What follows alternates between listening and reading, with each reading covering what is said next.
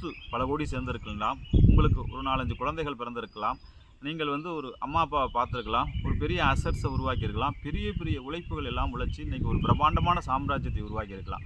இதெல்லாம் உங்களுக்கு கொடுத்தது யார் என்று கேட்டீர்கள், உழைப்பு. இந்த உழைப்பை கொடுத்தது யார் என்று கேட்டீங்கன்னா இந்த உடம்பு. இந்த உடம்பு நன்றாக புரிந்து கொள்ளுங்கள் நண்பர்களே. இன்றைக்கி பார்த்திங்கன்னா ஒரு வீடு கட்டுறீங்க, வீடுக்கு இன்டீரியர் செட் பண்ணணும் அப்படின்னா கூட அது தேவையோ தேவையில்லையோ, ஆனால் அழகுபடுத்துறதுக்காக கூட ஒரு 5-10 லட்ச ரூபா செலவு பண்ணுறீங்க. ஆனால் இந்த உடல் உங்களுக்கு 40 வருஷம் 50 வருஷம் இரவு பகல் பாழாமல் இந்த மிஷின் உங்களுக்கு உழைச்சிருக்கு. இந்த இதயம், இந்த கிட்னி, இந்த நுரையீரல், இந்த பிரெயின் எல்லாமே உங்களுக்கு உழைச்சிருக்கு. ஆனால் இந்த உடம்புக்கு நம்ம திருப்பி என்ன கொடுத்தோம்? இந்த உடம்பை நம்ம ஹாப்பினஸ்ஸாக வச்சுருக்கோமா? இந்த உடம்பை நம்ம சந்தோஷமாக வச்சுருக்கோமா? இந்த உடம்பை நம்ம ஆனந்தமாக வச்சுருக்கோமா அப்படின்னு கேட்டால், உடனே நான் மெடிடேஷன் பண்ண போகிறேன் மாஸ்டர், திருவண்ணாமலையில் போய் உட்கார்றேன், ரமணர் மாதிரி நான் நான் யார்னு கேட்குறேன். மேலும் மேலும் உங்களை வருத்திக் கொள்வதுதான். இந்த உலகத்தில் ஆன்மீகம் என்றால் வருத்திக் கொள்வது, தன்னை செதுக்கிக் கொள்வது. ஜெயினில் ஒரு இது இருக்காங்களாம், தன்னுடைய ஒவ்வொரு முடியும் பிடுங்கி தன்னுடைய சன்னியாசத்துக்குள்ள இங்கே தண்டனை கொடுத்துக் கொள்வது தான் தன்னுடைய ஆன்மீகம் என்று தவறான புரிதலில் வாழ்ந்து கொண்டிருக்கின்றார்.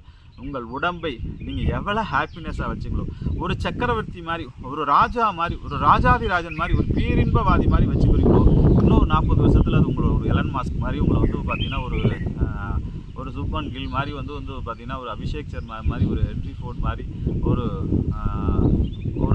ஸ்டீவ் ஜாப்ஸ் மாதிரி ஒரு பிரம்மாண்டமான வளர்ச்சி உங்களுக்கும் உங்களுடைய பரம்பரைக்கே கொடுப்பதற்கான வாய்ப்பு இருக்குது.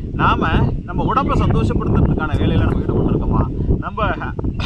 நம்மளோட ஹாப்பி ஹார்மோன்ஸ் என்று சொல்லக்கூடிய அந்த ஹார்மோன்ஸை சுரக்க செஞ்சு நம்ம உடம்பை பாடி, அப்பா என் பாடி திருப்தியாக இருக்குது, நம்ம பாடி நன்றி உணர்வோடு இருக்குது அப்படிங்கிறத நம்ம செஞ்சுருக்கோமா அப்படின்னு கேட்டிங்கன்னா, நம்மளே எளிய முறையில் உங்களுக்கு அந்த ஹார்மோன்ஸை சுரக்கக்கூடிய ஆக்சிடோசின், மெலட்டோனியன், எண்டோவென்கள், செரோட்டோனியன், டோபாமைன், ஸ்வோப் இதெல்லாம் சுரக்கிறதுக்கான வழிகள் தாம்பத்தியத்திலையும் தாந்திரிக் முறைகள் தான் கோடிக்கணக்கான குட்டி கிடக்கின்றது.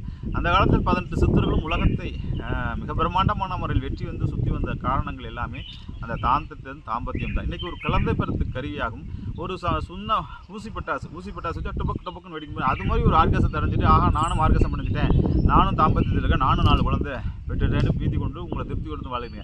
ஆனால் அந்த தந்திராங்கிறது உங்களை ஒரு அணுகுண்டு மாதிரி, ஒரு யுரேனியம் 32 மாதிரி உங்களை கிளர்ந்தெளிய செய்து உங்களை ஆனந்த பரவசத்தில் அந்த ஹாப்பினஸில் 1 மணி நேரம் 2 மணி நேரம் 4 மணி நேரம் 5 நாள் 10 நாள் 1 வருஷம் 2 வருஷம் உட்கார வைக்கக்கூடிய ஒரு அற்புத நிலை தான் நண்பர்களே இந்த தந்திரா. இந்த தந்திராவை நான் படிப்படியாக 8 வருஷத்துக்கு இந்த நிலவைப்பல்ல இன்றைக்கி அட்வான்ஸ் லெவலில் 2024 சுவிட்சர்லாந்து வேர்ல்டு முழுவதும் சுற்றி 52 ஸ்டேஜ், 52 வகையான எண்ணெய் குளியல்கள், 52 வகையான உடலுறவு முறைகளையும் தாம்பத்தியத்தின் மூலியமாக மூச்சுக்கலையை பயன்படுத்துவது எப்படிங்கிறத கொடுத்துட்டு நண்பர்.